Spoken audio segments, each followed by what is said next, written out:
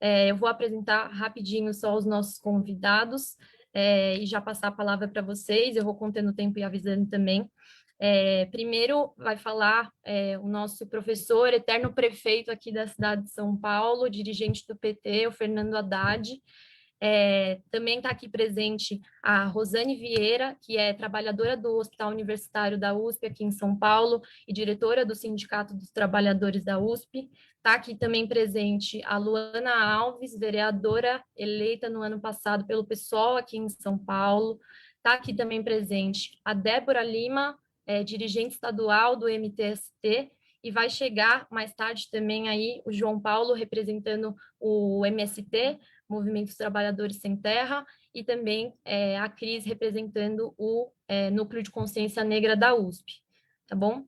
Então, queria passar, sem mais delongas agora, gente, depois de ter caído, voltado, ter sido trapaceado aí pela turma do Sérgio Moro, da Lava Jato, do Dallagnol, nós voltamos e com tudo, tá bom?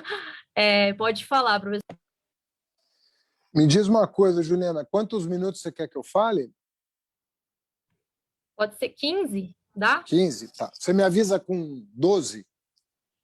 Aviso. Boa. Bom, bem-vindos e bem-vindas a todos aí e todas que estão nos assistindo. É sempre muito bom chegar gente nova na Universidade de São Paulo. O dia que os calouros chegam é um dia de muita festa em toda a universidade. É uma pena muito grande a gente estar vivendo essa pandemia e não poder estar perto de vocês, sentir a energia renovada com a presença de vocês e com o espírito de vocês, de maneira que lamento muito não poder estar muito perto de vocês. Eu estou com saudade de gente, como vocês devem estar com saudade de gente, né? E na universidade é uma consagração quando a gente pode se reunir e pensar o futuro e pensar o que a gente pode fazer juntos. É sempre um projeto coletivo que está ao alcance de nós todos e todas, de maneira que, tudo dando certo, nós vamos estar brevemente juntos. Eu estou voltando para a USP agora no segundo semestre, então estou feliz também de estar voltando para a minha universidade, depois de um longo período fora da sala de aula na USP, né? Então vou estar na FEFELESH da Juliana aí logo mais para celebrar as humanidades. Eu vou falar, eu tenho um pouco tempo, eu quero falar para vocês uma coisa que poderia começar como a culpa é de vocês. E eu vou explicar por que eu estou dizendo isso. O Brasil, quando pouco antes de abolir a escravidão, aprovou uma lei chamada Lei Saraiva. Essa lei tem muito a ver com o que vocês estão vivendo hoje. A Lei Saraiva é uma lei dos anos 1880. 1880. Ela foi aprovada alguns poucos anos antes, 4 ou 5 anos antes, da Lei Áurea, né? Que foi em 1888. E um ano antes ainda da proclamação da República. O que dizia essa lei? Que os analfabetos não poderiam votar, nem ser votados. De maneira que a educação, desde a aurora da República, ela sempre foi uma variável de controle da classe dominante em relação à população em geral. 100 anos depois da abolição da escravidão, nós promulgamos a Constituição de 88, que foi a Constituição que foi promulgada a partir de uma Assembleia Constituinte convocada no final da ditadura militar.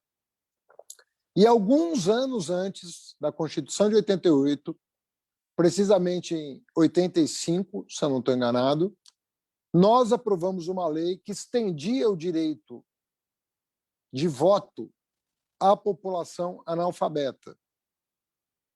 Para espanto de vocês, eu tenho certeza, nós, naquela ocasião, ainda tínhamos mais de 25% da população analfabeta.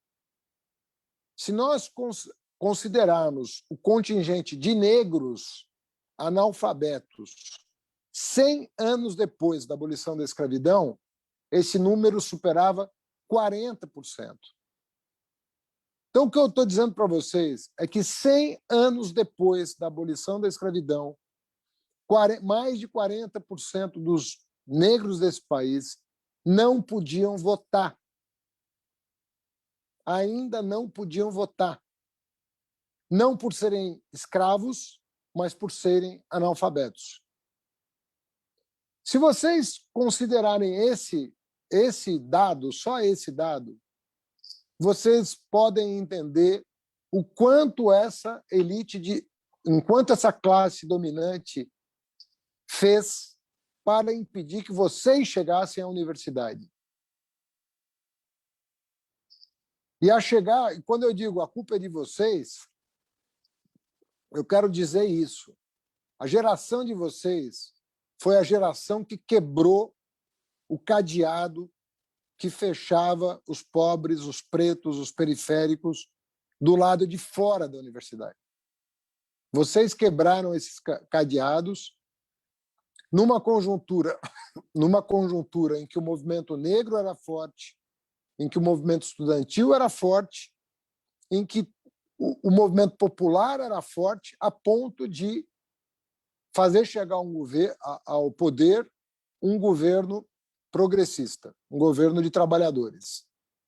E foi essa combinação de fatores que permitiu que os cadeados a que eu me referi pudessem ser quebrados. Isso incomodou demais a classe dominante desse país, porque vocês não eram para estar na universidade. Universidade era lugar de gente branca, era lugar de gente rica, era lugar dos bem-nascidos, entre aspas, que poderiam frequentar os níveis mais elevados da educação para governar o país, para governar as empresas, para gerenciar o seu próprio patrimônio e não dividir a enorme concentração de riqueza que é a marca histórica do Brasil, que continua sendo um dos países mais desiguais do mundo. E os avanços que foram promovidos no começo desse século já estão sendo devidamente prejudicados pelo andar dos governos recentes, sobretudo do atual e do anterior, que só chegaram ao poder em condições muito específicas, especiais. Vocês, portanto, são fruto de uma geração que lutou como ninguém, não para votar, sendo ou não analfabeto, não para votar, mas para participar da riqueza nacional. Eu queria agora falar um pouco do que aconteceu entre 1888 e 1988 e até hoje. Sempre que o povo conseguiu quebrar algum cadeado para participar da vida nacional, sempre aconteceu algum tipo de golpe. Esse golpe, quando a gente fala de golpe, a gente está acostumado a pensar em golpe, tanque na rua. Mas quando a gente fala de golpe no sentido mais filosófico do termo, ele é um guarda-chuva para todo e qualquer ato de exceção, todo e qualquer ato de arbitrariedade que evita a participação popular, que proíbe a participação popular, que inibe a participação popular. O que aconteceu em 54, vocês sabem que em 45 o Jânio foi deposto no fim da Segunda Guerra Mundial e voltou ao poder pelo voto em 51. Muito bem, o Jânio estava com uma pauta, o Getúlio, perdão, O Getúlio estava com uma pauta progressista. Foi deposto em 45 Getúlio, voltou pela mão do povo, pelo voto em 51, e nesse segundo governo, que é um governo que merece atenção, ele estava com uma agenda progressista, o Getúlio. Uma agenda muito renovadora. Muito renovadora. Uma equipe muito avançada. Uma equipe muito arrojada. Trabalhava de madrugada no gabinete do presidente. Eram chamados boêmios cívicos, porque trabalhavam de madrugada a favor do país. Né? E o Getúlio foi levado ao suicídio por uma série de circunstâncias históricas que não teríamos tempo de abordar. Aí foi eleito o Juscelino, muito a contragosto da classe dominante, porque era um líder popular também. Foi eleito o Jânio, nas condições conhecidas, que renuncia poucos meses depois de tomar posse, impedem o vice de assumir, criando o parlamentarismo. O povo vota a favor do plebiscito, no plebiscito a favor do presidencialismo. Ele assume a presidência da República em 63, com uma agenda progressista. O povo, de novo, é convidado a participar da vida nacional. O que acontece? Um golpe em 64. Aí um golpe clássico. Tanque na rua, fechamento, né, os poderes são totalmente diluídos, subordinados à tutela militar, e os generais se sucedem na presidência da República do Castelo Branco até o Figueiredo. Muito bem. Começa a democracia. Em 1989, a gente volta a eleger diretamente o presidente da República. Em 2002, chega ao poder uma pessoa que resgata a tradição progressista do segundo governo Getúlio, do governo Jango, e chega ao poder de novo com a missão de fazer o povo voltar a participar da vida nacional, a participar da riqueza nacional. E aí, vocês conhecem e acompanham o que aconteceu. O que aconteceu a partir de 2014, porque, do meu ponto de vista, o problema começa em 2014, quando a oposição não aceita o resultado eleitoral. Ou seja, estão dizendo que o Bolsonaro, se perder a eleição, não vai aceitar o resultado. Como se isso fosse uma novidade no Brasil. O que aconteceu nos Estados Unidos com o Trump é uma novidade nos Estados Unidos, mas não é uma novidade no Brasil.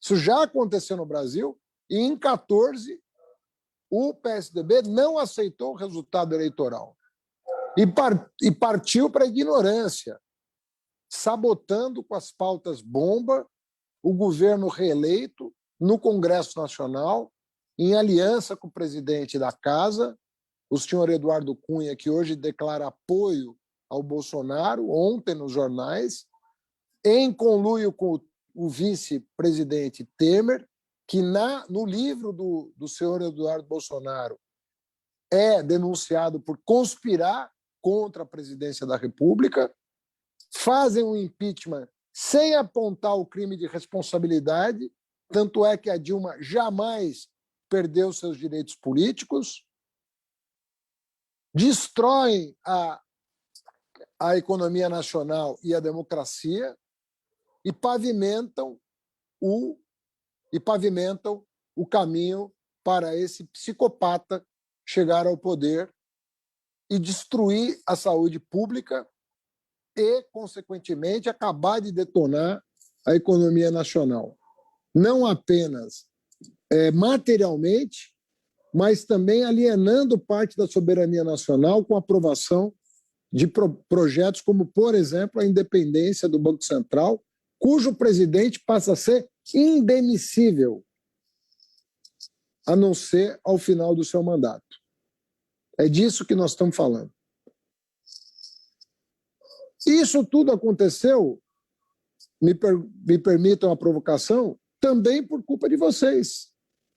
Porque é a presença de vocês na vida nacional que assusta essas pessoas. Essa elite, essa classe dominante que nós temos, tem pavor de povo. Eles sofrem de demofobia. Eles têm pavor de povo. Tem pavor de preto, tem pavor de mulher, tem pavor de indígena, tem pavor de pobre, tem pavor de gente. Não gosta de gente. Eles não gostam nem deles mesmos. Eles não se frequentam com amor. Eles se frequentam por interesse. Eles não querem estar com vocês para abraçar vocês, para curtir a vida, para curtir o conhecimento, para curtir a ciência, para curtir a cultura, para curtir a vida comunitária, para curtir a política. Não! Todos os encontros que eles promovem entre si é por interesse. Tem sempre um interesse atrás. E nunca é a vida, nunca é a vacina, nunca é o amor, nunca é a solidariedade, nunca é. Então, o que eu quero dizer para vocês é o seguinte, da mesma maneira, eu vou encerrar, da mesma maneira que tudo isso que aconteceu na história recente do Brasil é uma grande transformação, que hoje eu tenho muito mais orgulho de entrar na USP do que eu tinha quando eu era estudante, porque eu não via o Brasil na sala de aula. O Brasil estava fazendo faxina, o Brasil estava fazendo a segurança, mas o Brasil não estava na sala de aula, nem aprendendo, nem como docente, nem como estudante, nem como professor. Não estava na sala de aula. O Brasil verdadeiro, o Brasil das favelas, o Brasil dos quilombos, o Brasil das reservas indígenas, o Brasil não estava na sala de aula. Ele aparecia na sala de aula para limpar a janela, para varrer o chão.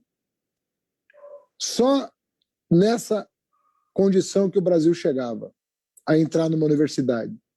Então, eu termino com uma palavra de muita esperança, do verbo esperançar, do querido Paulo Freire. Vocês vão mudar o Brasil. Não tenham dúvida do que eu estou falando. Esta geração vai mudar o Brasil. Não existe projeto nacional enquanto o pobre não chega na universidade. Não há como fazer um projeto nacional. Porque não há como fazer um projeto nacional sem universidade e não há como fazer um projeto nacional sem pobre. Então, se você não combinar as duas coisas e fazer o Brasil se ver representado na universidade, não vem com papo de projeto nacional, porque ele não vai acontecer. Porque não vai ter ninguém para defender. E vocês são a geração que vieram para fazer a mudança. Acreditem no que eu estou falando, leiam a história de qualquer país que se desenvolveu.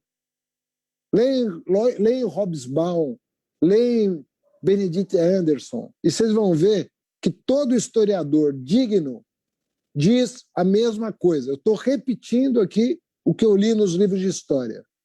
Não existe projeto nacional enquanto o povo não atinge os níveis mais elevados da educação. Vocês chegaram aqui. Vocês chegaram aqui. É um feito histórico vocês estarem conosco. É uma conquista de gerações.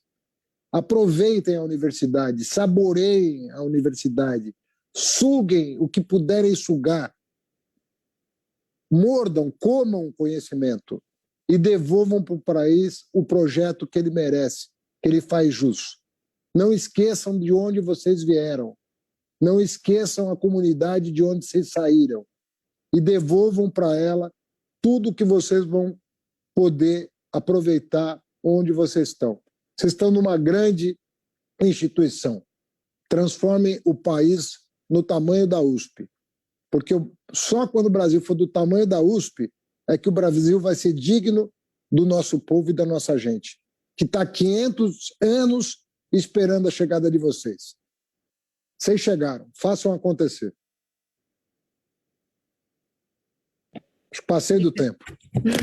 Então, obrigada, professor. Foi ótimo. Queria te agradecer muito, dizer que É isso, né? Paulo Freire falou: se a educação sozinha não muda a sociedade, sem ela, tampouco a sociedade muda. Então, queria te agradecer muito e dizer para você que se a gente conseguiu quebrar o cadeado, professor, foi porque teve muita luta e a gente tem muito a te agradecer também, porque se os jovens trabalhadores puderem ingressar na universidade, ser os primeiros das suas famílias a segurar um diploma de ensino superior na mão, foi por conta de políticas como a lei de cotas, a criação e ampliação de programas como o SISU, o ProUni, o FIES, que são legados do governo do PT e legados da sua passagem também pelo Ministério da Educação e da contribuição do nosso partido para o nosso país. Então, muito obrigada por ter aceitado o convite para vir aqui na nossa calorada. Acho que todo mundo também concorda que foi muito importante. E é muito marcante, né, gente, ser recebido pelo Haddad. No meu ano ele veio também. Eu assim, meu Deus do céu. E assim, tem outra coisa, professor. O povo vai te cobrar, viu? Que você falou que vai dar aula na FEFELESH. Já está todo mundo aqui querendo pegar matéria, mandar requerimento. Agosto eu estou lá. Pode contar. Vai cobrar. Tá bom. Obrigada, professor. Beijo para Agora, todos. Abraço. Eu vou passar tchau. a palavra para Débora Lima, dirigente do MTST aqui no estado de São Paulo. Foi candidata a vereadora também no passado pela bancada das Mulheres Sem Teto. Débora, está aí? Tô sim. Manda bala. É isso, gente. Imenso prazer estar aqui com vocês. Eu falar que nem o Haddad. A nossa vontade era estar juntinho, né? Sentindo o calor humano que todo mundo tá sentindo isso. Mas sou muito lisonjeada pelo convite. Eu sou a Débora Lima, faço parte da coordenação estadual do MTST e também fui candidata de uma chapa coletiva de 3 mulheres negras da periferia, essa chapa se chamava Juntas Mulheres Sem Teto. Não consegui me entrar, mas servimos de inspiração, assim como tantas outras candidaturas de mulheres negras. Se eu não me engano, a Luana também vai falar aqui, também nos representa, que está lá dentro nessa disputa e brigando pelas mulheres pretas da periferia, e dentre outras mulheres também que entraram e que nos representam. Ficamos aí como primeira suplente, e quem sabe daqui 2 anos a gente entra lá também para colocar os dedos nas feridas. A fala do Haddad foi muito potente, né? E até arrepiante. Infelizmente, quem está no poder tem medo, tem pavor do povo negro e do povo pobre da periferia. Então, o que está acontecendo, na realidade, no nosso país, realmente, de fato, é por causa desse pavor de quem está nas elites, que tem da potência e que sabe que quem é da periferia, o povão mesmo, tem a capacidade de mudar e mover as estruturas. Eu também faço parte da coordenação de um projeto que o MTST iniciou esse ano, que é o projeto de cozinhas solidárias. Para quem não conhece muito aqui o MTST, nós estamos... o movimento existe há 23 anos e a nossa principal forma de luta é a ocupação, e nas nossas ocupações a gente tenta trabalhar muito com cozinhas solidárias, com os espaços de coletividade, né? Assim que a gente se organiza. E dentro das nossas ocupações, a gente tem cozinhas coletivas, e a gente quis, nesse ano também difícil, trazer um pouquinho dessa nossa experiência, né, para a vida atual, né?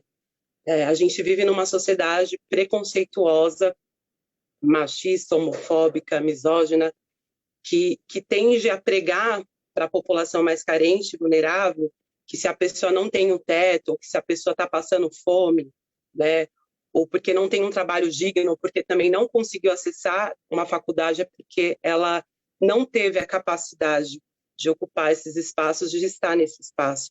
Mas a gente sabe que, infelizmente, não é essa lógica. Não é porque a pessoa não teve a capacidade, é porque, infelizmente, eles não querem a gente nesses espaços.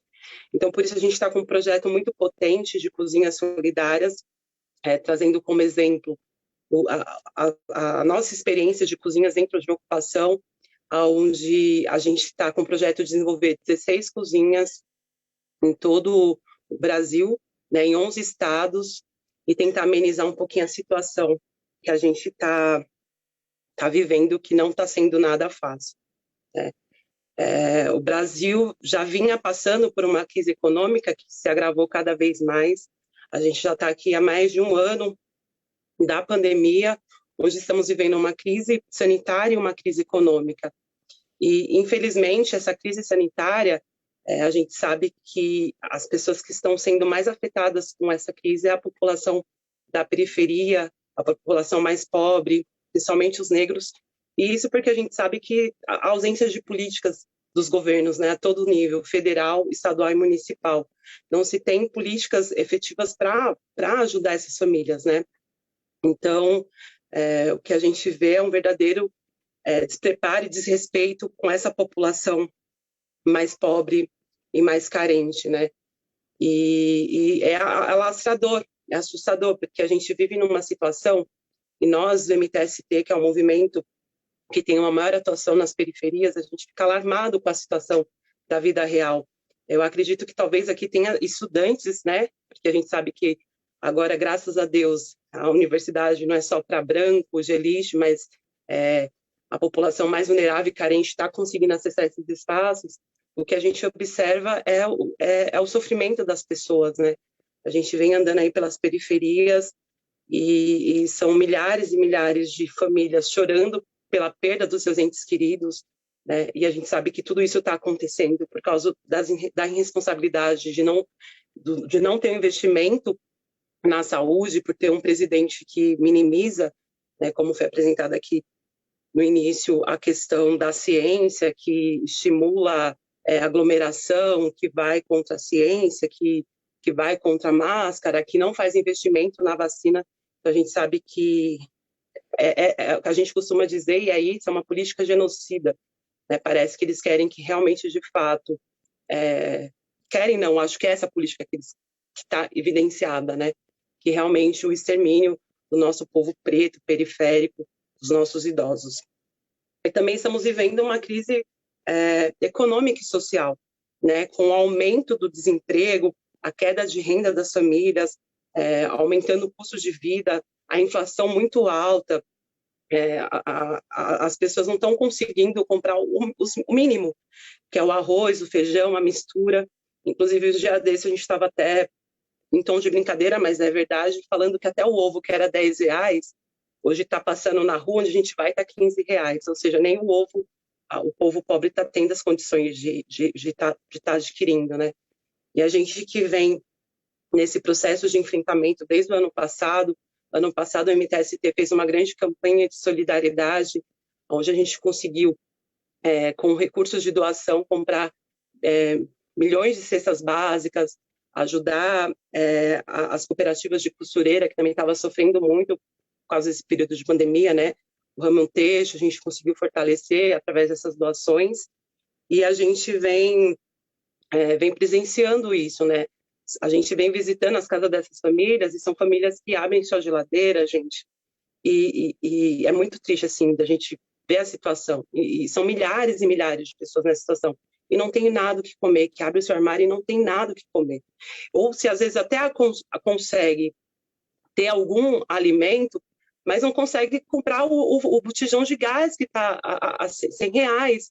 Então, assim, é uma verdadeira... um verdadeiro cenário tipo de guerra, assim, que a população periférica está vivendo, né? Uma pesquisa recente, né, diz que 19 milhões de brasileiros estão passando fome, 15 pessoas estão morrendo por dia por causa da fome. E a gente vê que a tendência, né, o que vem acontecendo é isso, um verdadeiro cenário de guerra contra o povo pobre e o povo mais carente. E nós, do MTST, desde o ano passado, a gente vem se organizando com movimentos sociais, tentando unir os outros movimentos sociais, as outras organizações, para uma luta unitária, né? Uma luta que levante a bandeira de vacinação para todos. Lastimável o que está acontecendo agora, né? A votação que vai ter no Senado, onde estão querendo privatizar a vacina, e a gente sabe que é assim, né? Quem tem dinheiro vai conseguir se vacinar e quem não tem vai morrer à própria sorte. A gente vê situações de outros países que fizeram investimento e tomaram todas as medidas necessárias para conter a pandemia, o avanço que está tendo, a economia começando a voltar ao normal, e, por outro lado, a gente vê o verdadeiro desrespeito, descaso que o Bolsonaro vem tendo. E também, nessas lutas unitárias, a gente vem defendendo a bandeira do auxílio emergencial. A gente sabe que a proposta do Bolsonaro ano passado era de R$200, só conseguiu mudar para 600, foi por muita pressão, né, de quem estava no Congresso, dos movimentos sociais, né, do povo organizado. E o que está sendo colocado agora, tem muitas famílias que ainda não recebeu, pessoas que recebiam, que não vão pegar mais, né, um verdadeiro corte. E o que está sendo colocado agora, essa proposta desse auxílio, não coxia nem uma cesta básica, né? Então, em vez de ter políticas econômicas, né, de apoio social, não se tem. E o que se tem é muito pouco. A gente está vivendo realmente um cenário muito difícil, onde a gente vai precisar unir forças para reverter essa situação. E, sem sombra de dúvida, a bandeira fora Bolsonaro, né? Bolsonaro é o principal causador da situação que a gente está vivendo e que o Brasil chegou, né? A sua irresponsabilidade de forma de governar é o que fez a gente chegar aqui, e, sem sombra de dúvida, para que a gente consiga reverter essa situação e mudar esse cenário, é preciso que o Bolsonaro saia imediatamente. Então, são as 3 bandeiras que a gente está levantando nas lutas unitárias que a gente está travando junto com os outros movimentos sociais organizados.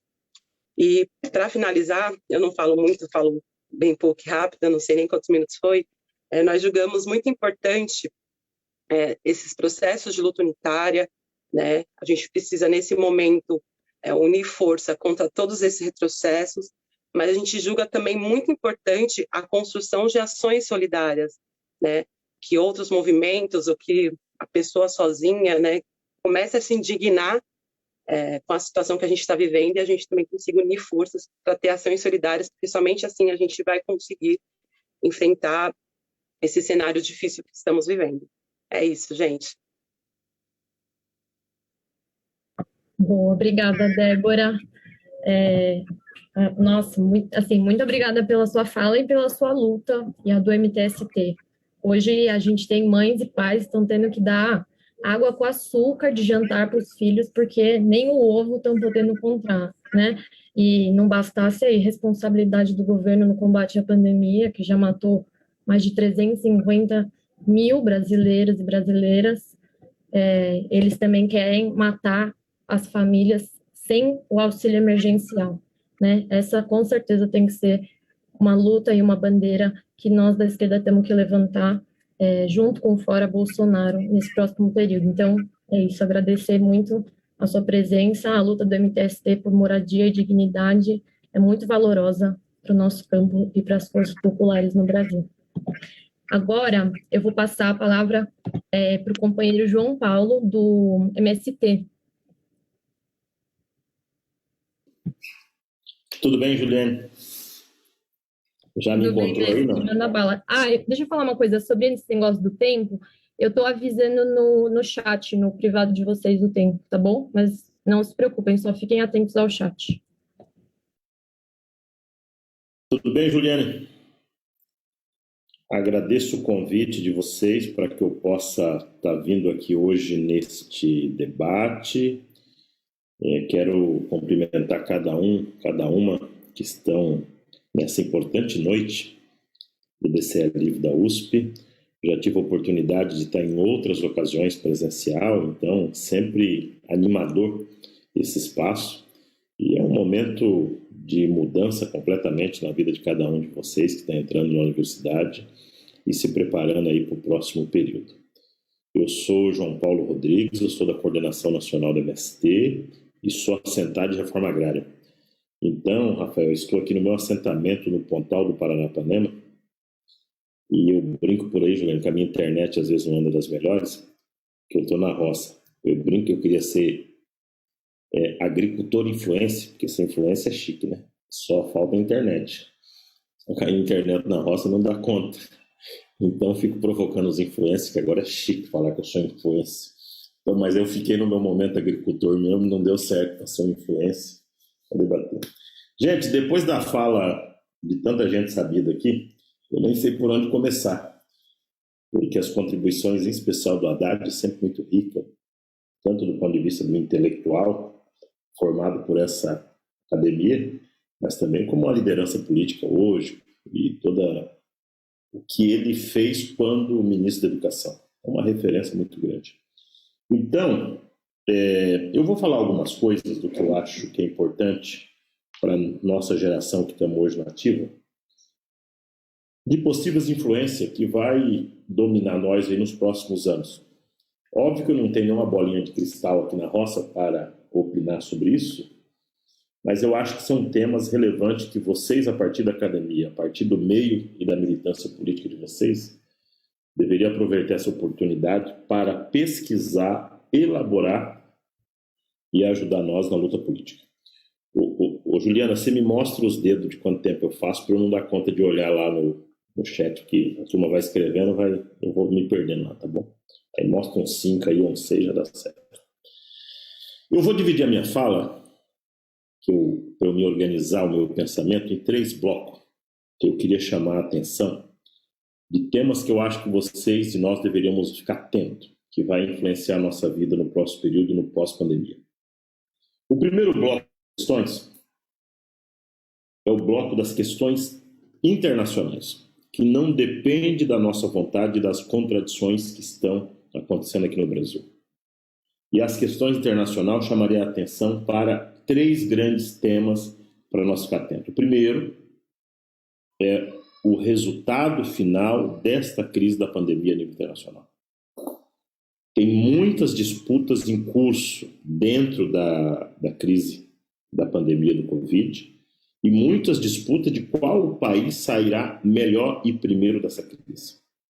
Hoje é possível constatar que a China cumpriu essa função, mas não está dado ainda, fruto dos problemas sociais e econômicos que cada região está vivendo.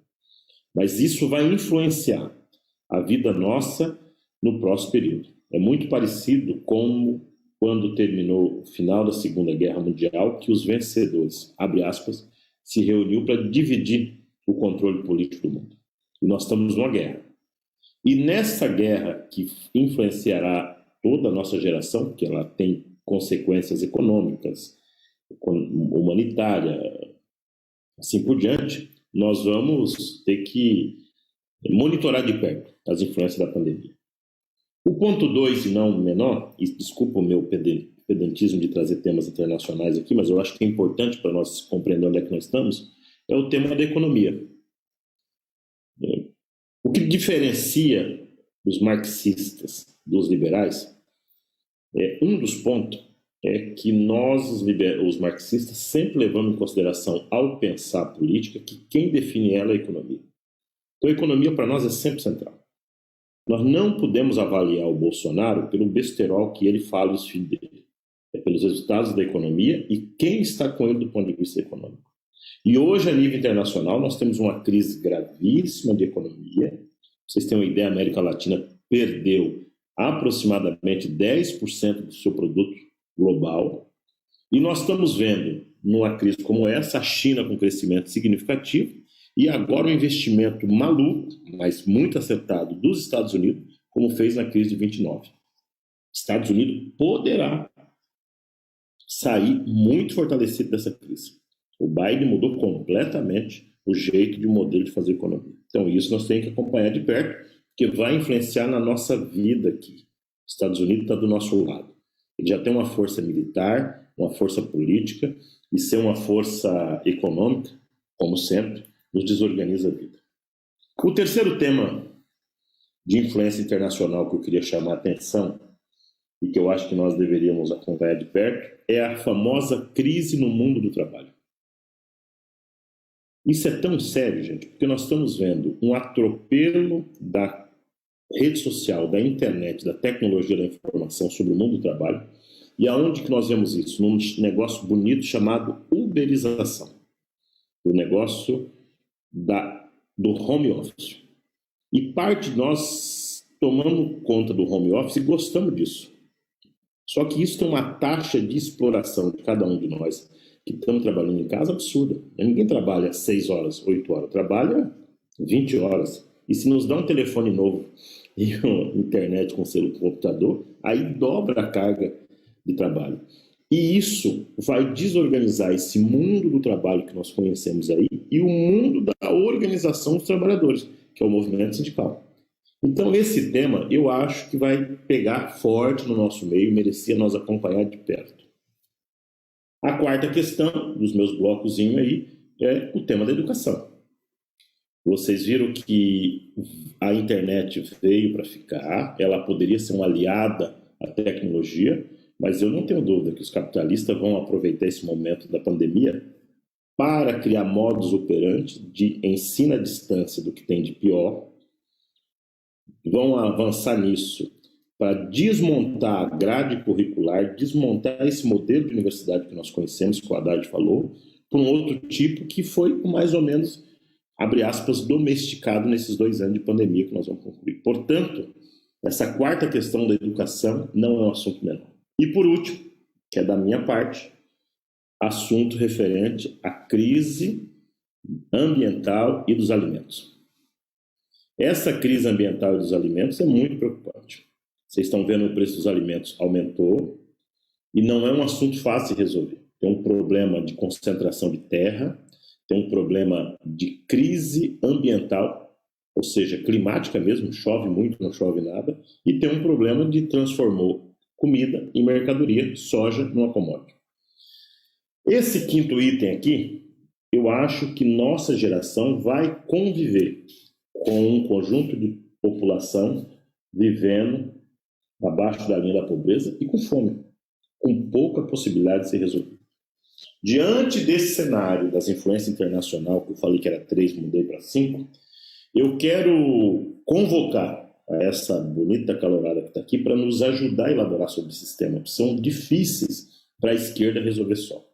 E acho que parte deles, Juliano, nos minutos que me faltam, vamos resolver enfrentando a situação no Brasil. Mas não é um enfrentamento somente pensando nas eleições de 2022. Ele é muito mais complexo que isso. Primeiro, neste momento, nós precisamos cuidar das pessoas. Segundo, nós temos que construir uma maioria na sociedade que pensa como nós. Nós perdemos a disputa ideológica em 2016. É só olhar o grupo de WhatsApp da família de vocês aí que vocês vão ver o que é maioria e o que é minoria. Então, nós precisamos construir a maioria na sociedade, e isso precisa de um trabalho de médio e longo prazo, e nós precisamos atualizar um projeto de país. O que nós queremos sobre a questão ambiental, sobre o papel da cidade, sobre o papel da universidade. E essa geração nossa terá essa tarefa para ser feita de médio e longo prazo. Fora isso, gente, eu quero agradecer muito o convite, dizer que não é a tarefa nossa, não é simples, porque é sair do luto, ir para a luta, voltar para o luto. Isso não é um chavão. É nós conviver diariamente com uma cidade por dia de 5 mil habitantes que está morrendo, mas, ao mesmo tempo, se nós não resistir, nós vamos ter outras cidades maiores que essa morrendo por dia. E isso tem que ser encarado com a tranquilidade, mas com a dignidade e com a preocupação necessária que quem está entrando na universidade hoje e tem uma tarefa acadêmica e quem está nos movimentos populares terão que ser feitas. E acho, Juliano, que possivelmente nós podemos sair melhores do que entramos na pandemia. Mas isso só é possível, primeiro, se houver um cuidado coletivo de todo mundo. Segundo, se nós transformar o isolamento no isolamento produtivo e não produtivista. Produtivo no sentido de nós produzir linhas políticas, produzir conhecimento, produzir comida, e eu brinco por aí, produzir arte, cultura e, se possível, afeto e amor. Porque nós vamos sair de um período difícil que a humanidade vai precisar de muita luta, mas, ao mesmo tempo, estar junto para enfrentar o fascismo, a fome e a ressaca da pandemia. Muito obrigado. Alegria enorme estar com vocês. Vamos junto. Como eu falei quando eu entrei aqui, ocupar, resistir e produzir. É isso. Obrigada, mestre João Paulo. Sempre um prazer te ouvir. Você e o MST são parceiros aqui do DCE de longa data, né? E a gente tem falado muito nessa pandemia aí sobre segurança alimentar, né? Essa incerteza do que se você vai ter dar de comer para seus filhos amanhã, né? E o MST tem lutado há quase 40 anos por essa garantia desse direito, mas mais do que isso, né, pela soberania alimentar, pelo direito à terra, contra a destruição causada pelo agronegócio, resistindo no campo e na cidade. E eu tenho certeza que o avanço dos nossos ideais só vai vir pela educação política e pela luta. Então, agradecer Júlio, eu muito. só esqueci de falar que essa semana completa, no sábado agora, 25 anos do massacre de Eldorado Carajás. E esse dia foi uma conquista importante, que é o Dia Internacional da Luta pela Reforma Agrária, e no caso brasileiro, reconhecido pelo Congresso Nacional, é o Dia Nacional da Luta pela Reforma Agrária. Então, a coincidência está aqui nessa semana. Obrigado, viu? Tamo junto, mestre. Bom, agora eu vou passar a palavra para a vereadora Luana Alves, eleita pelo PSOL aqui na cidade de São Paulo. Luana, manda bala. Tá certo. Bom, gente, boa noite. Agradeço aqui o convite. Fico muito feliz por estar numa mesa com tantos lutadores, com tanta gente que batalha, enfim, por um país radicalmente diferente do que a gente está vivendo. Sou vereadora Luana Alves, eu entrei na USP em 2012, me formei em 2017, então eu fico muito feliz de estar aqui na mesa da Colorado. E queria primeiramente desejar muita força a quem está entrando na USP em 2021, a quem está enfrentando uma universidade pública que está sofrendo mais do que nunca um processo de desmonte, um processo de sucateamento, um processo mesmo de aniquilação. Quando a gente fala de aniquilação da universidade pública, a gente tem que entender num projeto político maior que a gente está subjugado e subjugada nesse momento, que é um projeto de destruição do povo brasileiro, um projeto político de morte, um projeto político que tem alvo, que é a ciência, a universidade, o povo trabalhador, o povo negro, as mulheres. Então, hoje, a gente vive sob o bolsonarismo, que é uma política de morte, é uma política de aniquilação em vários níveis, né? Então, acho que a gente precisa entender ele, inclusive, no nível da universidade, na defesa da universidade. Quando a gente fala que o governo Bolsonaro, que é o nosso inimigo, que é o que a gente tem que destruir agora, esse é o meu posicionamento, a gente está falando de aqui na universidade, a gente ter primeiro uma destruição do ponto de vista econômico. A gente sabe que cada vez mais se corta dinheiro da universidade pública, se corta dinheiro de permanência, isso é muito fundamental, vou falar disso um pouquinho mais adiante, se corta mesmo dinheiro de fundos de pesquisa, se asfixia financeiramente a universidade. Isso acontece já há bastante tempo, mas sob o governo Bolsonaro, o que acontece é que a ideia é destruir a possibilidade de sustentação financeira da universidade. Para além do ponto de vista do ataque financeiro, o governo Bolsonaro quer destruir a universidade pública do ponto de vista cultural, do ponto de vista ideológico. Quando ele aponta para o estudante da universidade e fala que é o vagabundo, é o que consome dinheiro público, ele está fazendo uma guerra cultural contra a ciência, uma guerra cultural contra a população mais periférica, contra a população negra estar nesse espaço. Isso é uma coisa muito importante da gente reconhecer para entender a importância de lutar contra o bolsonarismo. Eu, quando estava na universidade, eu também era professora voluntária na Rede Emancipa, que é uma rede de cursinhos populares que está espalhada pelo Brasil. E uma coisa que a gente ouvia muito dos estudantes da periferia que entravam no cursinho popular da Rede Emancipa é que, às vezes, o pastor falava que entrar na universidade era coisa do demônio. Isso é uma batalha cultural contra a universidade. E é muito importante a gente reconhecer que hoje é isso que está acontecendo, e a gente defender a universidade pública, a gente defender a ciência, a gente ir contra o bolsonarismo. Também queria falar, é importante apontar para vocês todos, eu participei da luta por cotas na USP ativamente, fui perseguida, tive os meus problemas por isso, assim como vários da minha geração, mas eu acho que é muito importante a gente relembrar aqui sempre que não é à toa que nesse momento se fala que a universidade pública é um gasto, que a universidade pública consome muito dinheiro. Agora, cada vez mais que a negritude está entrando, que o filho dos trabalhadores estão entrando, ainda não em número suficiente. A gente não pode ficar feliz com o que está acontecendo. É muito mais que a gente quer a inversão completa da lógica da universidade, da lógica elitista, da lógica academicista. Isso é muito importante, isso não é ser anti-acadêmico. Mas a gente sabe que existe hoje, uma ideia que a universidade gasta, que a universidade, é um valor muito alto para a sociedade, quando o filho da classe trabalhadora entra. E esse é mais um motivo para a gente lutar contra esse governo de morte física, de morte de assassinato, de morte de estimular o militarismo em cima da juventude negra, mas de embate também de perspectivas, de possibilidades de novos horizontes, que é o que se tenta fazer cada vez mais na universidade. Então, eu parabenizo, né, com essa fala todo mundo que está entrando neste ano na USP e falo que a nossa defesa da universidade pública passa por esses aspectos, pela defesa do aspecto financeiro, pela defesa cultural da universidade. A gente precisa derrotar o bolsonarismo para isso. Também queria falar um pouco sobre as batalhas que a gente tem, né? Quando a gente fala de batalha por permanência estudantil, isso é bolsa de tutoria, isso é formas de, enfim, de bolsa mesmo, de manter o estudante na universidade, isso é muito, muito importante. O que a gente percebe é que a luta por cotas que a gente faz há tanto tempo, ela pode ser revertida, a nossa conquista de cotas na USP pode ser revertida se a gente não tiver política de permanência. Porque o que acontece é que o estudante que não consegue, entrando num curso integral, por exemplo, ou como o que eu estudei, que era psicologia, que era enfim, um período integral, ele não consegue se manter na universidade se não tiver política de permanência. Então, se a gente não se focar nisso, se a gente não entender que esse é um papel dos estudantes e do movimento estudantil, a gente vai perder a conquista histórica de cotas sociais e raciais. Porque o que acontece é que os nossos, que estão entrando agora, não conseguem se manter. Então, a luta por permanência não é só um avanço em relação à luta por cotas sociais e raciais, mas é com a gente conseguir manter a própria vitória de cotas sociais e raciais. Porque o que acontece é que hoje, os estudantes, às vezes, dentro da universidade, não conseguem se manter por motivos financeiros, ou mesmo por questões de saúde mental, porque não tem políticas de permanência para, enfim, ajudar o estudante periférico a entender aquele espaço, a se sentir parte daquele espaço, a se sentir dono daquele espaço. Hoje isso não acontece e a gente tem que batalhar por permanência.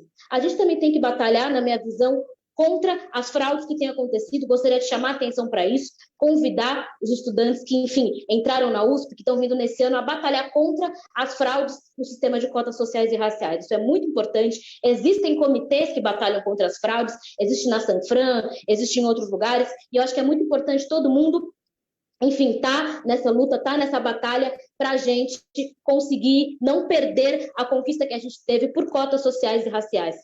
Também gostaria de falar que eu tenho muito orgulho, né, da luta por cotas que a gente teve na USP, né, tenho muito orgulho de a USP ter sido uma das universidades que os primeiros acadêmicos que defenderam cotas fizeram parte. Então, não sei se quem sabe, mas enfim, a USP nos anos 80 teve como professor o professor Kabengele Munanga, que foi um dos primeiros a batalhar por cotas raciais na universidade. O mesmo professor que foi o primeiro no Brasil a conseguir falar de cotas sociais e raciais saiu da universidade. Infelizmente, a USP foi a última do país a conquistar cotas sociais e raciais em 2017. A última, mais de 10 anos depois do STF falar que era legal ter cotas sociais e raciais. Isso foi graças ao movimento coletivo, foi graças à luta do movimento negro, foi graças à negritude que por décadas, desde os anos 80, batalha para ter cotas, em especial cotas raciais na universidade pública. É muito importante que se reconheça essa história. Também convido a todos, infelizmente acho que a Jupiara não pôde estar aqui presente, mas existe o Núcleo de Consciência Negra da USP,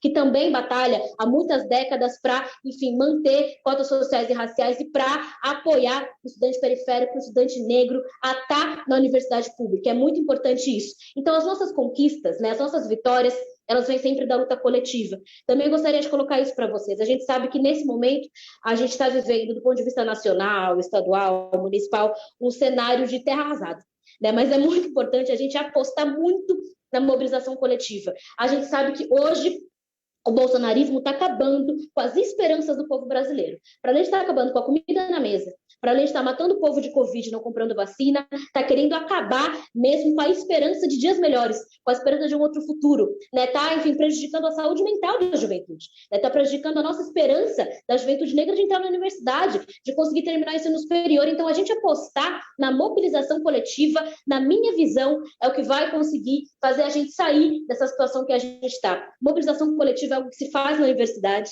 né? Tenho muito orgulho de ter começado a militar na USP, né? Quando eu entrei, gente, em 2012, eu me lembro que eram 70 alunos da psicologia, 2 pessoas negras.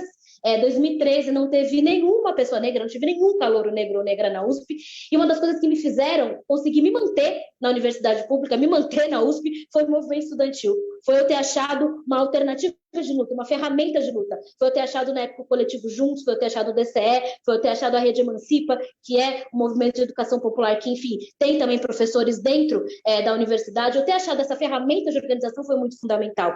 A gente, às vezes, vive num cotidiano, até o cotidiano acadêmico, que a gente fica ensimesmado, né? Que a gente fica ali pensando na nota, pensando, enfim, tentar passar da matéria, ficando muito pressionado pela pressão que a universidade pública dá na gente, em especial estudante da periferia, que sempre se sente atrás quando entra na universidade pública, mas achar alternativa coletiva é muito importante. Achar uma luta organizada coletiva é muito importante. Isso é muito fundamental.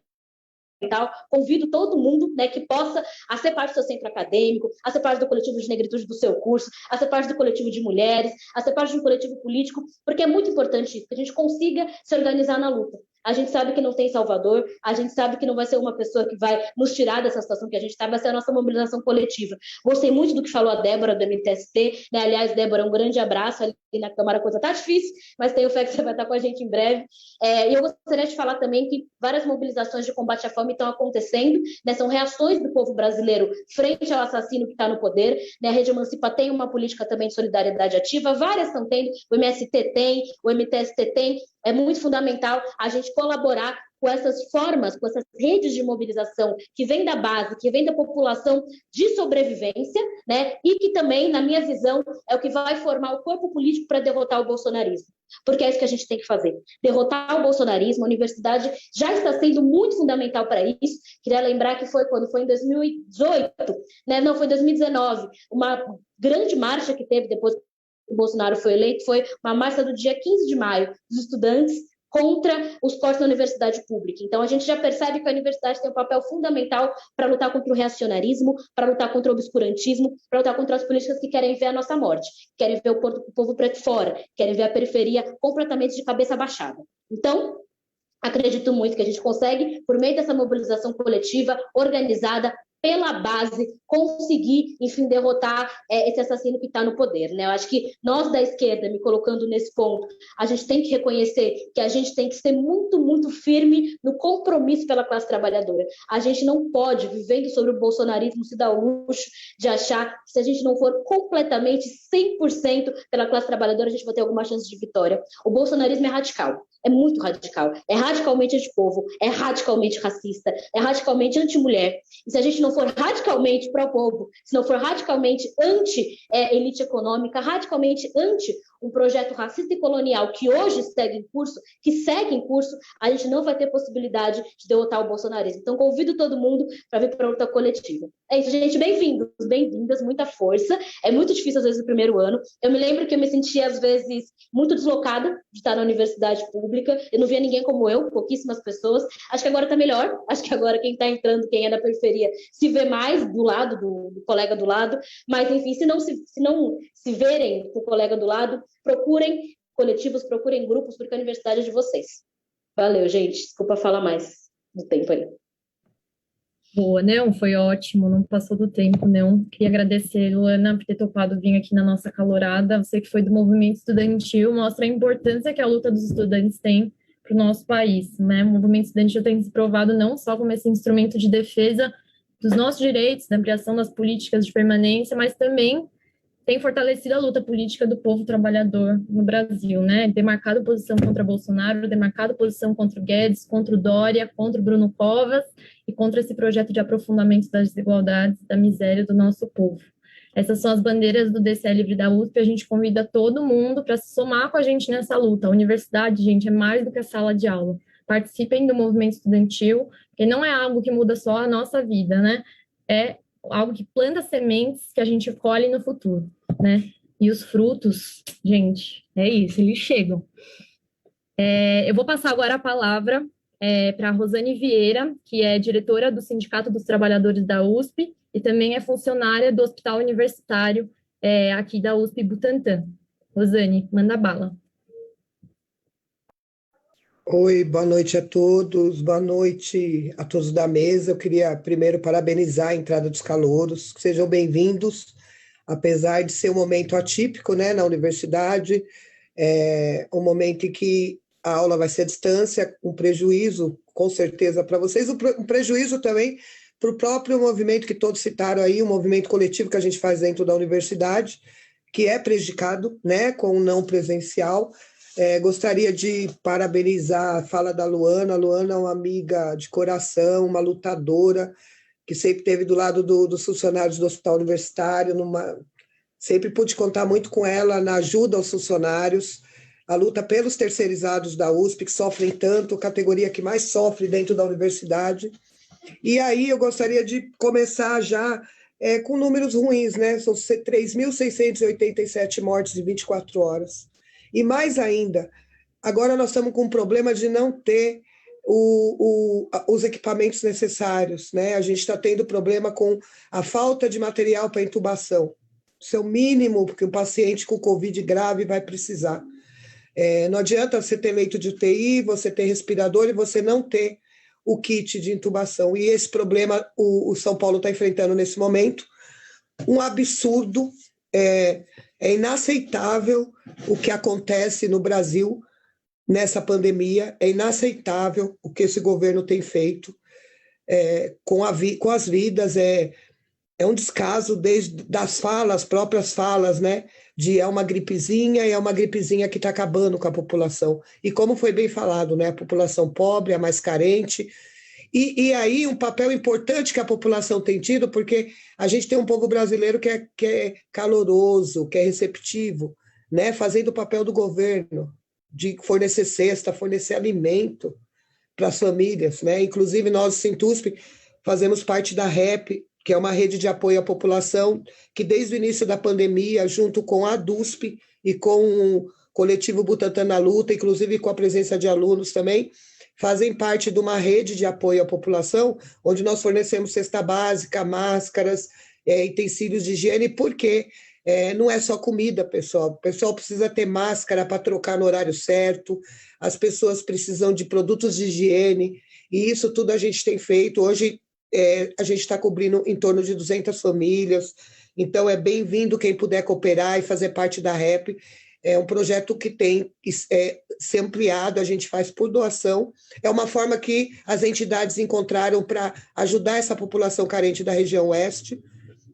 E, como diretora do Sintusp e funcionária do Hospital Universitário, é muito triste dizer que, como a própria Luana falou, o desmonte da universidade afetou diretamente o Hospital Universitário.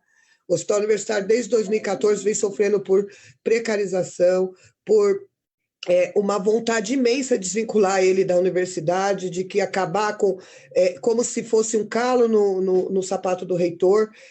Então, não há nenhum investimento para o Hospital Universitário, e com isso, o hospital, segundo o único hospital secundário da região oeste, tem sofrido esses ataques por parte do governo, esses ataques pela própria parte da reitoria, o que impede que os alunos usem o hospital, que os funcionários usem o hospital, e que o pior, a população não consiga atendimento. Né? Nós estamos desde 2014 sem concurso público, nós viemos com 2 PIDVs que afetou diretamente os profissionais e sem contratação, e o hospital entra numa pandemia com um número reduzido de funcionários e sem nenhuma preocupação em protegê-los com a vacina. Entramos na pandemia atendendo os pacientes que chegavam na porta, e nós tivemos mais de 150 funcionários que foram contaminados com Covid, desses 2 mortes na primeira onda, e agora na segunda onda já tivemos uma morte de funcionário do HU. Da Universidade de São Paulo, nós temos mais de 30 mortes já de funcionários da USP. Um último que a gente soube foi ontem, um funcionário da veterinária, e é muito triste, porque a gente não tem vacina para todo mundo. O Hospital Universitário iniciou essa segunda onda com 200 vacinas para 1.998 pessoas do hospital. 200 vacinas para as pessoas tomarem e atender Covid no hospital inteiro. E foi necessário o sindicato se organizar com os funcionários do HU, e a gente instalar uma greve em fevereiro por conta da vacina, com o medo que os funcionários tinham, porque o número de pacientes com Covid estava entrando e eles não estavam imunizados. Conseguimos mais 800 vacinas, e depois mais 500 vacinas, o que não cobriu ainda todo o número. Né? A gente está aí com em torno de 30 pacientes internados no HU com Covid. O hospital, apesar de nomeado não Covid pela superintendência e a reitoria, ele é dito como não hospital de Covid, mas ele hoje tem uma unidade só para Covid, ele tem leitos na UTI só para Covid. E os pacientes com Covid, é como eu falo, né? Não vem escrito, eu tenho Covid. Então, o cara sofre um acidente de moto, chega no HU, pode ter Covid. Um infartado pode ter Covid, um diabético. E isso é muito perigoso, esses funcionários estarem trabalhando sem estar imunizados. Além da gente ter que lutar para conseguir a vacina, nós tivemos um grande problema, né? Nós tivemos as primeiras 500 vacinas que eram Coronavac, e essas 200, e que esses 700 funcionários foram imunizados com as 2 doses já, mas nós tivemos 800 vacinas que são a Oxford, que quem tomou em fevereiro só vai tomar em maio. Esses 800 funcionários estão lá dentro, trabalhando, com uma dose de vacina e enfrentando diariamente paciente com Covid. Então, não há uma preocupação em afastar funcionários que são do grupo de risco. Nós tivemos que entrar na justiça para conseguir isso. A USP fez o que fez para reverter, alegando a necessidade desses funcionários se manterem no hospital, porque a população ia sofrer, e a população e colocando a vida deles em risco. Esses funcionários estão dentro do hospital. É muito triste você ver que um equipamento tão importante e não há nenhuma preocupação, que vem essa falta de preocupação desde dentro da universidade pelo próprio reitor, e que vai para o governo estadual e federal sem nenhum. Tanto é que desde a primeira onda, vocês ouvem falar de vários hospitais que estão com tantos leitos, o HU nem nunca foi citado, como se ele simplesmente não existisse na rede. É muito triste, porque é um hospital de ensino, pesquisa e extensão, é um hospital que ele recebe até 2.500 alunos durante o ano em estágios no hospital, por ano. Ele tem em torno de 400 pesquisas, então ele tem um papel extremamente importante dentro da universidade para ensino e pesquisa. E não há nenhum investimento realmente, ou uma preocupação com as pessoas, que é o que mais me importa, é a preocupação com os trabalhadores. É muito triste você ter que fazer movimentos, uma paralisação, uma greve para conseguir o mínimo e o básico, que é a vacina. Ou o EPI, que é necessário para eles trabalhar, uma máscara com uma troca de vez de uma por dia, a cada 2 horas, como está preconizado, e você tem que fazer uma paralisação para conseguir isso. A Luana chegou a estar em paralisação lá para esse fim, que eram os EPIs. Isso é absurdo. E aí a gente fica muito prejudicado por conta da distância, por conta de hoje a gente está nesse movimento de não poder estar dentro fazendo esses atos. Hoje a gente está prejudicado, porque a luta, a resistência, ela existe, mas a gente tem que estar unido, a gente tem que ir para a rua, a gente tem que gritar, a gente tem que chamar a atenção, tanto da população como dos governantes, do que está acontecendo. E a gente tem sido muito prejudicado, porque a pandemia nos distanciou, a nossa conversa hoje é toda através de tela de computador. O Haddad falou uma coisa importante, vocês têm um papel extremamente importante, vocês realmente quebraram esse cadeado. Vocês quebraram esse cadeado, mas é como a gente fala, os portões não foram todos abertos, né? A luta é grande ainda, a universidade precisa muito ainda que vocês reconheçam a voz de luta, porque a universidade continua sendo uma universidade racista, uma universidade que não respeita a mulher, que não respeita o homossexual, ainda a universidade ela precisa ser, esse grito precisa ser ecoado dentro da USP, e o cadeado foi quebrado, mas os portões não foram todos abertos ainda, né? Então a luta continua, e nós tivemos sempre a satisfação e o prazer de ter os alunos do nosso lado nas lutas, pelas unidades da USP de ensino, como pelo próprio hospital universitário. A gente sempre teve um apoio importante de vocês, e a gente conta que vocês continuem com esse apoio. Nós vamos precisar muito, a luta é conjunta, como a própria Luana falou, é coletiva, não adianta querer lutar sozinho, o aluno precisa do funcionário, o funcionário precisa do professor, a gente tem que lutar junto, essa unificação é que faz a força, essa unificação dentro da USP foi o que reverteu muitas coisas que poderiam ter sido pior. A gente conseguiu, as conquistas que tiveram dentro da universidade, historicamente, foram com lutas unificadas. Então, é importante essa unificação, sim, é importante nos unirmos para derrubar esse governo genocida, sim, é importante que a gente sabe que é uma luta árdua, e agora uma luta muito prejudicada por estarmos virtualmente. mas que isso não vai nos impedir de fazer lives, de se precisar carreatas, mas a gente lutar pelo que é nosso direito. Gostaria de colocar que o Sintusp está à disposição, nós, funcionários do Hospital Universitário, a somar essa luta e muito mais, contar com vocês com a nossa luta, porque a gente sabe que o que importam são as vidas, é verdade, são vidas que importam, e o nosso papel do Hospital Universitário é garantir a vida, garantir o atendimento de excelência e trazer aquele hospital historicamente famoso pelo atendimento de qualidade que tinha, retomar esse hospital para que os alunos possam utilizá-lo como sua unidade de saúde, que sempre foi assim e que hoje não pode ser porque não tem funcionário, não tem profissionais, mas que nós estamos juntos nessa luta. Vamos sim gritar, ecoar, derrubar esse governo e nós vamos ajudar vocês a quebrar esse resto de cadeado e invadir essa USP com a juventude de vocês, com a força de luta que vocês têm. Agradeço muito o convite, muito obrigada. Obrigada, companheira Rosane, pela fala e pela luta também. O Sintusp está aí sempre na linha de frente das lutas dentro da universidade e, assim, os funcionários, eles podem passar por todas as dificuldades que passam, podem ser esquecidos pela universidade, podem ser jogados contra a parede, mas se levantam, né? Impressionante, como uma fênix, se levantam e tem uma força que é incomparável. Então, podem contar também com o movimento estudantil, com o DCE da USP nessas lutas.